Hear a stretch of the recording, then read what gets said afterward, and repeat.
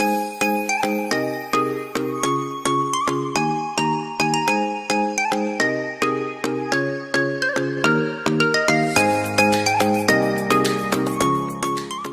Ria. Halo Kak Widi. Halo Genrejas. Salam Genre. Kami dari Forum Genre Provinsi Bali. Dan kita bakalan bahas hot topic, yaitu seputar seksualitas.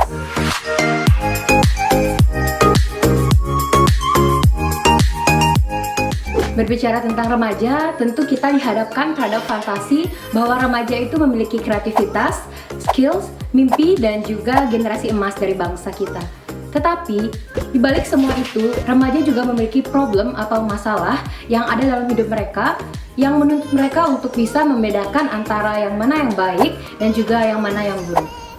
Tetapi, kita perlu tahu, siapa sih yang disebut dengan remaja? Menurut BKKBN, remaja adalah penduduk yang berusia dari usia 10 sampai 24 tahun dan juga belum menikah, dan ini semua dihadapkan kepada masalah yang tentunya berhubungan antara remaja yang satu dengan remaja yang lainnya yang kita sebut dengan pacaran.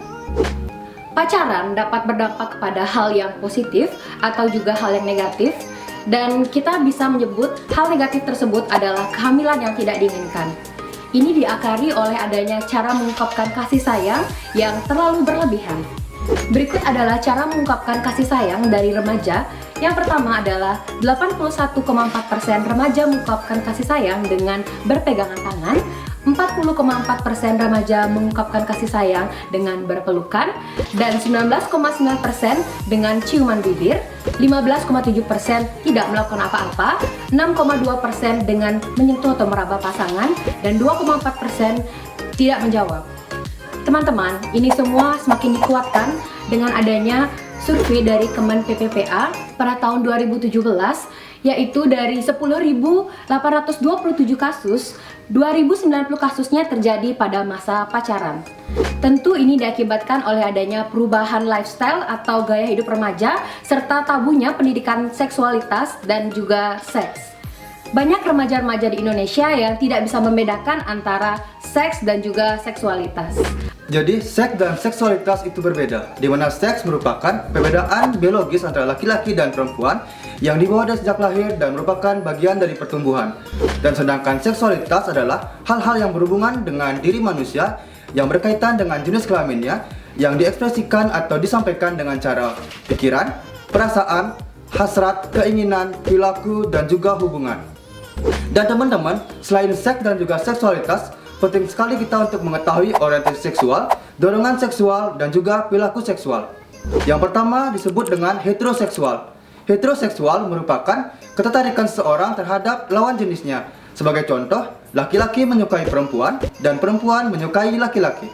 Dan yang kedua disebut dengan homoseksual.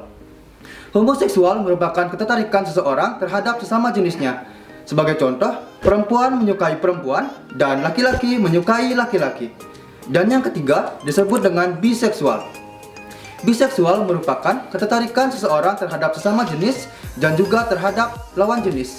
Sebagai contoh, laki-laki bisa saja menyukai laki-laki dan juga menyukai perempuan.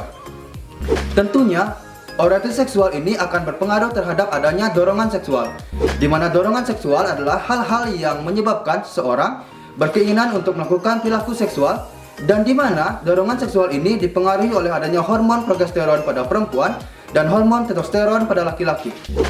Pengaruh hormon ini bisa mengakibatkan adanya ketertarikan seseorang terhadap lawan jenisnya. Pada remaja, ketertarikan ini akan disampaikan dengan cara berpacaran.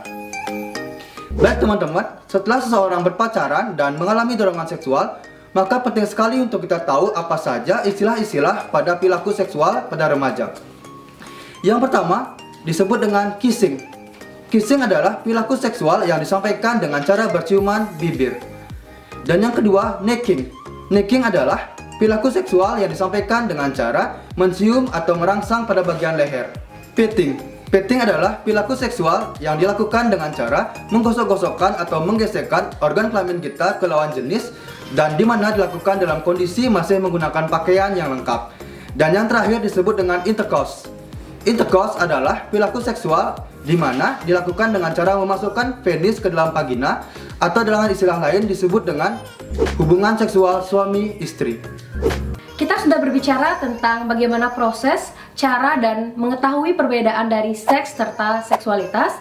Sekarang kita akan membahas bagaimana sih dampak dari sex before marriage. Yang pertama adalah kita akan menerima perasaan berdosa dan kita akan menerima bully dari lingkungan sekitar kita. Yang kedua adalah akan terputusnya akses pendidikan serta akses pekerjaan. Dan yang ketiga adalah beresiko untuk terkena IMS serta HIV dan AIDS. Selanjutnya, yang keempat adalah aborsi. Yang kelima, kehamilan yang tidak diinginkan. Dan yang keenam adalah ketidaksiapan wanita untuk hamil dan juga melahirkan. Teman-teman, setelah kita mengetahui apa dampak yang bisa terjadi, penting juga untuk kita mengetahui apa solusi yang bisa kita lakukan. Dan solusinya adalah cinta. Cinta disingkat dari C, cari tahu apa dampaknya. I, intip, positif dari berpacaran. N, no girlfriend, no boyfriend, no problem. Dan T adalah tingkatkan keimanan kita. Dan A, amati proses ke depan. Maka dari itu, untuk menambah pengalaman dan pengetahuan kita, mari bergabung bersama Forum Generasi Berencana di daerah kalian masing-masing. Dan pusat informasi konseling di setiap daerah. Dan jadilah remaja yang sehat, cerdas, ceria. Karena berencana itu Keren!